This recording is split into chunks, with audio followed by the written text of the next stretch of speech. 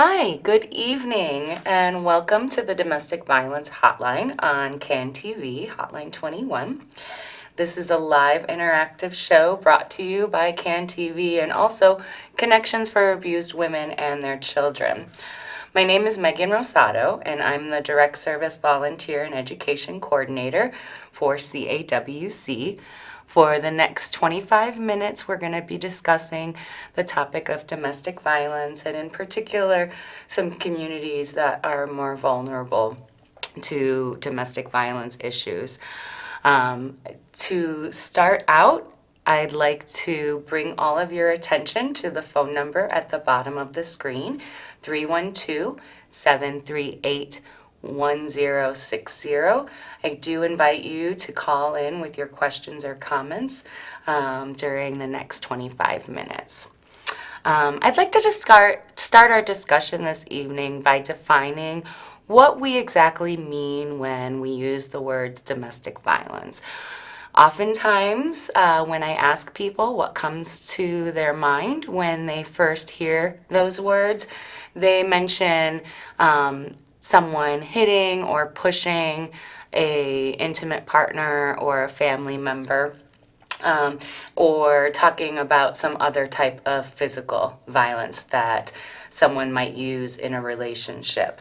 And while physical abuse is certainly a part of domestic violence, it really is only one aspect of the complexities and the dynamics in an abusive relationship. So I'd like to start by pointing out much broader definition and context. I have a definition up here. And so while domestic violence can be called many things, sometimes you'll hear people say intimate partner violence or family violence or dating violence or domestic abuse. Really, we're discussing the same dynamic. Domestic violence is a pattern of behaviors that a person uses to establish power and control over another person that they have some sort of a relationship with. So an intimate partner, a family, or a household member, or somebody that they're engaged in some other sort of relationship. Domestic violence can include roommates. It can occur among married or other committed couples, and as I mentioned, also among family members. In Illinois, we have the Illinois Domestic Violence Act. And the IDVA defines the relationships involved in domestic abuse pretty broadly. So the relationships that qualify are people who are currently or formerly had a dating relationship, people who are related by blood or current or previous marriage, people who have or allegedly have a child in common, people who share a home or another common dwelling. So as I mentioned earlier, possibly somebody that is a roommate situation. And it also includes persons who have disabilities or elderly persons and their personal care attendants. One of the myths about domestic violence is that it only occurs in certain socioeconomic groups or certain cultures or certain racial groups. And really anyone can be a perpetrator of domestic violence regardless of their gender identity, although we do see a disproportional number of perpetrators who are men and then victims who are women.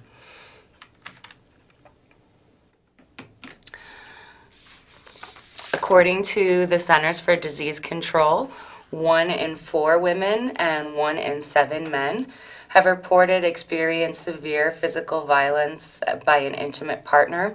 And when we say severe physical violence, we mean that they were hit with a fist or something hard, they were beaten, or they were maybe slammed against something. Another issue is that many people believe there are no significant differences between heterosexual domestic violence and same-gender domestic violence, and to a certain extent that is true, but it also is not true. At the core of the violence, the abuse is still the tactics of power and control, but many people who identify as lesbian, gay, and bisexual have an equal or a higher percentage of experiencing intimate partner violence, sexual violence, and stalking compared to heterosexuals. And many of the tactics used will be the same, but based on the stigma and other issues in our society in terms of equity and rights and just social bias and beliefs, many people experience additional barriers and heightened abuse based specifically on their sexual orientation. We also know that transgender people experience pervasive harassment and bullying throughout their lives, and abusive partners can use these same tactics against transgender survivors of intimate partner violence. In fact, transgender survivors were almost 2 times as likely to face threats and intimidation and experience harassment or based on their transgender identity within an abusive relationship. I'm going to go ahead and invite you all again to either call into the phone number at the bottom of your screens, 312-738-1060, to call in live if you have a question or comment for me during the next 20 minutes or so. Or you can call in to CAWC's 24-hour hotline. That phone number is 773-278-4566.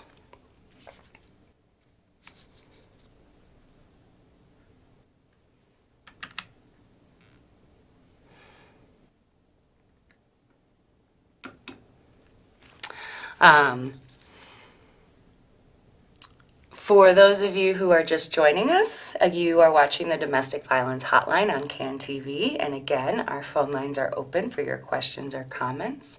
Another group of folks that are particularly vulnerable, and I think it's very timely to discuss this issue now as we are engaged in a national conversation about immigrants' rights. Immigrants are particularly vulnerable to domestic violence, and they may feel trapped in an abusive relationship because of immigration laws, language barriers, social isolation, lack of financial resources, any host of different issues. A survivor's immigrant status has been found to have an impact on survivors' help-seeking behavior. So in 2007, there was a study done that found that Latino immigrants in particular were over 2 times less likely than non-immigrants to seek help for domestic violence from formal agencies. So that includes governmental agencies such as law enforcement or other services and other systems, as well as non-governmental agencies such as CAWC. Barriers that somebody might experience are unfamiliarity with the legal system, a lack of awareness regarding their options, again, due to the social isolation that someone might be experiencing, in particular if they're an immigrant, but especially if they are undocumented. They may fear legal ramifications such as deportation or to be separated from their children. Many of the survivors that we work with at CAWC may have migrated to the United States for a variety of different reasons, but they may have children that were born in the United States and are citizens. And so being fearful of being separated from their children, either because of being deported or just because they believe that they don't have as many rights in the legal system. So, for example, if their abuser does have status here, they may fear some sort of a child custody issue or questions about their ability to care for their children if they were to remain with them. I want to show you a video that highlights one immigrant story, and then we can talk more about some issues and some resources for survivors on the other side of it.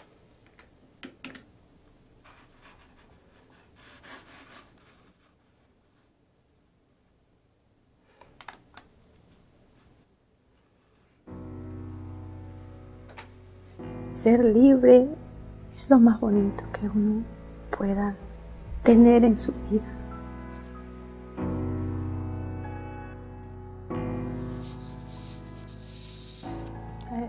Yo soy de Perú. Era una infancia feliz y un poco triste porque teníamos una mamá muy violenta.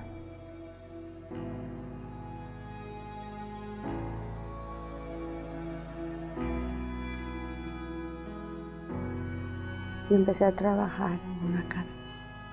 Era muy difícil el trabajo porque trabajaba hasta las 2 de la mañana haciendo todo el quehacer de la casa. Me pasé toda mi adolescencia trabajando con esa familia.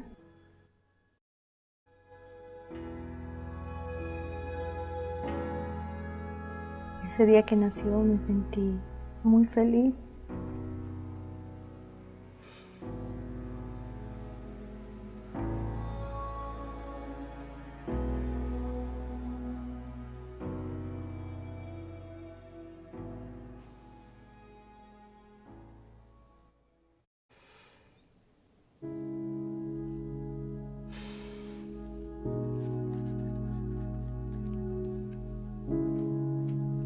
Era muy amable, era muy cariñoso, decía que me amaba. Fuimos novios un tiempo.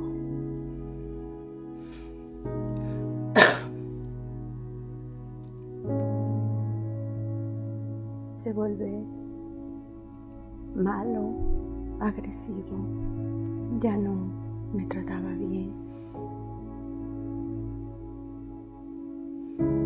Tuvimos una pelea. Yo no me sentía bien por el embarazo y luego él me empieza a agredir. Me golpeó tanto que perdí al bebé. Estaba en el hospital 3 días. Yo estaba viviendo en ese círculo siempre.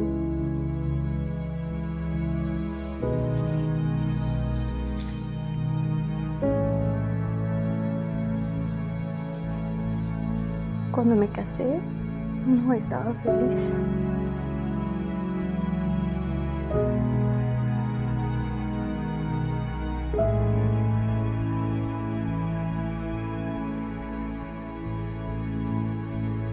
Él me dijo que si yo me escapaba otra vez, que él me iba a matar.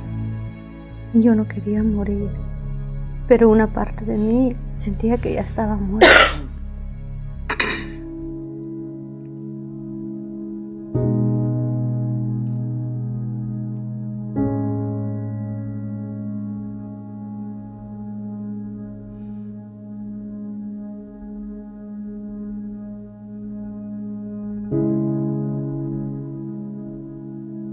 Cuando llegué a Estados Unidos, tenía mucho miedo.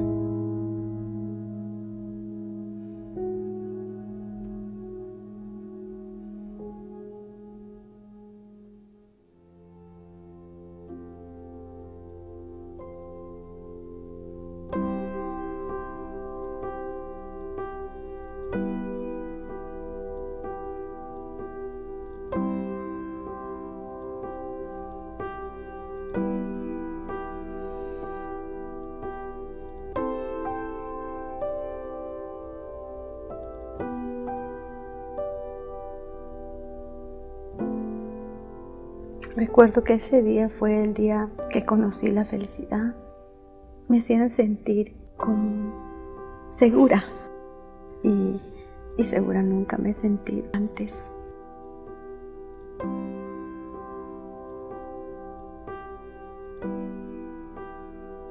En el momento que mi hijo llega, no sabía qué hacer. Estaba llena de felicidad.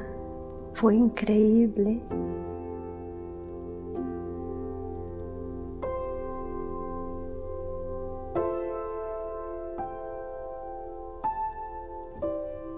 Yo estoy aprendiendo cada día más en mi trabajo y mi hijo, él quiere ir a la universidad.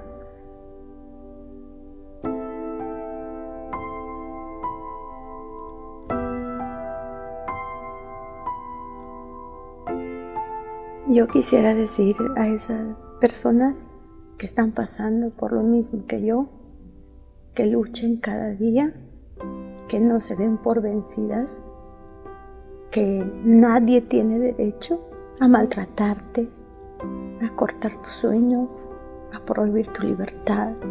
Nadie se puede alcanzar los sueños, una vida feliz.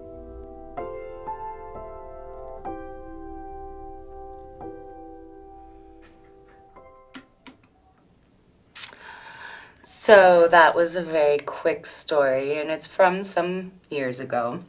But I hope that it gives a little bit of insight into how when we discuss issues of both who are survivors of domestic violence or who are immigrants or migrants in this country, to really understand that these are real people who have experienced unbearable abuse at times and a lot of trauma and support, and they really are doing the best that they can to try and protect themselves and to protect their children. And it includes hard choices.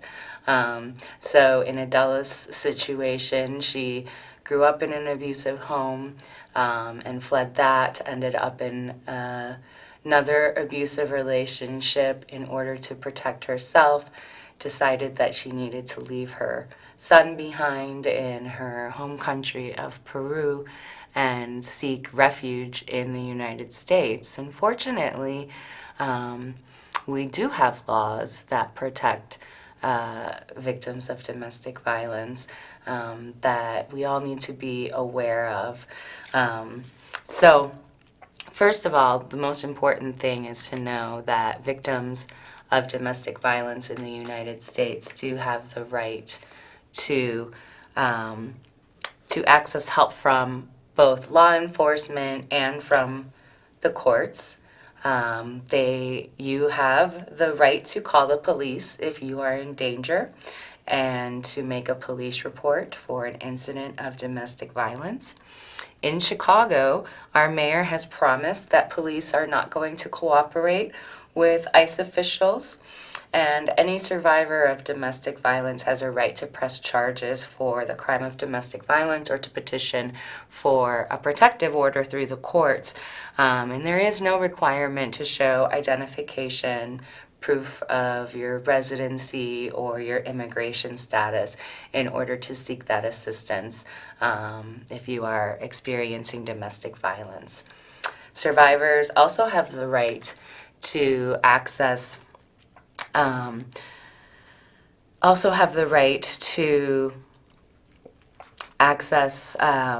help provided by the government or non-governmental agencies like CAWC. Services that we provide at CAWC may include counseling for domestic violence.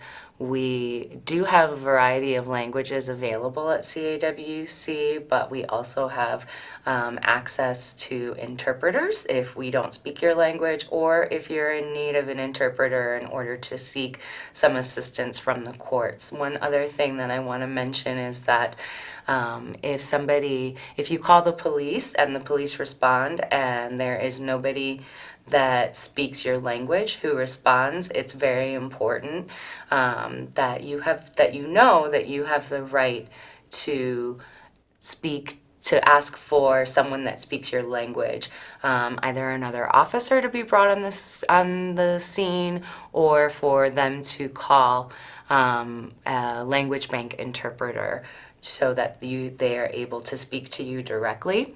One of the large barriers for immigrants and migrants is that if the police responding don't speak someone's language, they might just go ahead and only speak to the abuser if that person speaks English, or maybe use children to translate, and that is not safe. And it's not fair. So you do have the right, for anybody that is not an immigrant, not a migrant, is English speaking, you have the ability to help somebody else. If you witness domestic violence happening, you can let them know that there is help and there are services available. If you are present when police respond, you can be the one that says that it's really important that they get somebody non-partial to respond, who speaks the person's language.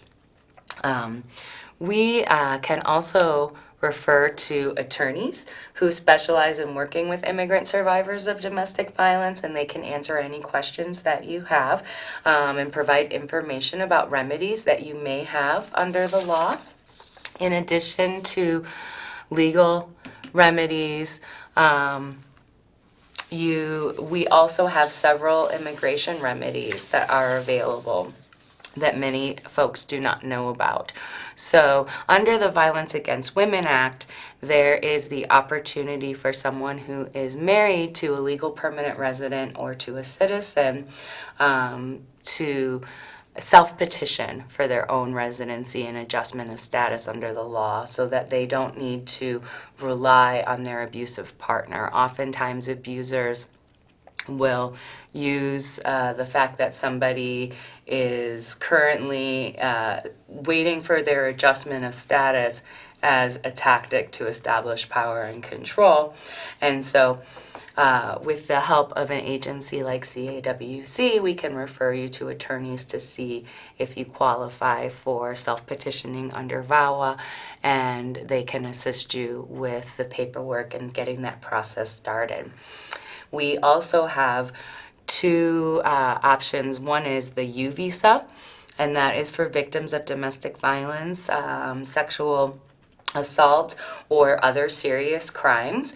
If somebody is undocumented and a crime is committed against them in the United States, you may qualify for this remedy. There are some requirements. It must have happened in the United States, and you must have some sort of a certification from law enforcement that you reported the crime to the police and that you are following through on assisting law enforcement with investigating the crime and bringing potential charges. The case doesn't necessarily have to have been successful, but you as the victim and the complaining witness need to be willing to cooperate. There is also a T visa, and that is specifically for victims of human trafficking. Again, you need to have cooperated with law enforcement. And then what Adela ended up benefiting from was asylum. So Adela, in her story, you saw that she actually came to the United States because she was fleeing domestic violence in her own country from her previous relationship. And so that might be an option. And then there's also the special immigrant juvenile status for child victims and continued presence. So as you'll see, there are some options that I can't guarantee that any one person qualifies, but we can definitely get you in touch with attorneys. The final thing that I want to make sure everyone is aware of is your rights if you encounter ICE, or if you are with somebody that ICE is maybe targeting. And so you do not need to open the door. You do have the right to ask if they have a warrant, and that warrant should be signed by a judge, not an administrative warrant. You have the right to remain silent. You should not sign any documents without consulting with an attorney. And prepare an emergency plan, and you can contact us for that as well. At the bottom, you'll see that there is the Family Support Hotline, 1-855-438-7693. So that is it for our show this evening, and I will turn it over. Please stay tuned for the next show that's to start in about 5 minutes. Thank you.